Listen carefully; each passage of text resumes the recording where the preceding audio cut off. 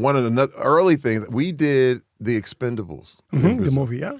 And was it there? You guys shoot we there? shot in Rio. In Rio, yeah. It was. I'll never forget it. It was my first time being with all these action stars and Stallone and Dolph Lundgren and Jason Statham and Jet Li. It was so cool, and we were all in Rio together.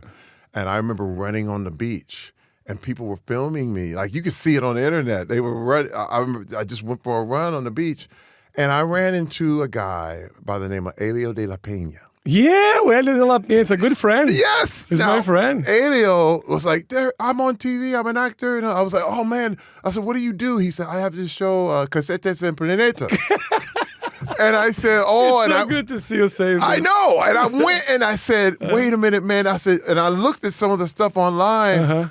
Because it was the early days of the internet back then. I mean, literally, it just wasn't as far advanced as it was, because this was around 2009, around that time.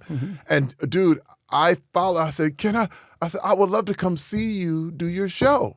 And he said, Day, come be on the show, right? And I was like, okay. And I visited him at Global TV, and Elio just looked out for me. And the thing is, I couldn't act. Like, he wouldn't, because of the rules, they wouldn't let me play a character. But I could play myself. You could be yourself. So I remember we had this thing called Carreira o Bombero. So I'm not saying it right, but it was Bombero.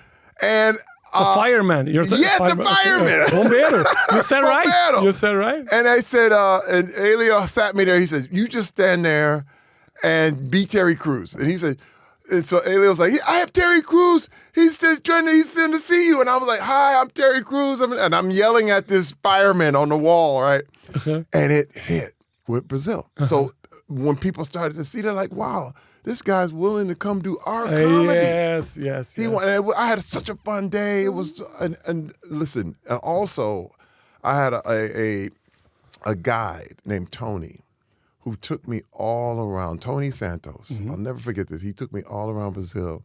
He was the sweetest man ever. I said, Tony, man, if I could bring you back to the States, because I wasn't making a lot of money. I said, but you are such a good man. And he would take me to eat. I remember getting the Brazilian steakhouses and the food, and then he took me to see Christ the Redeemer.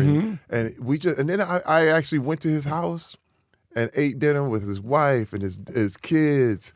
And because it was home, and it made me feel at home. And I said, man, I love this. And Tony, it made it a spiritual thing for me. And I think that people feel that especially when I talk Brazil and the fact that I was there, it just created this connection that just would never go away.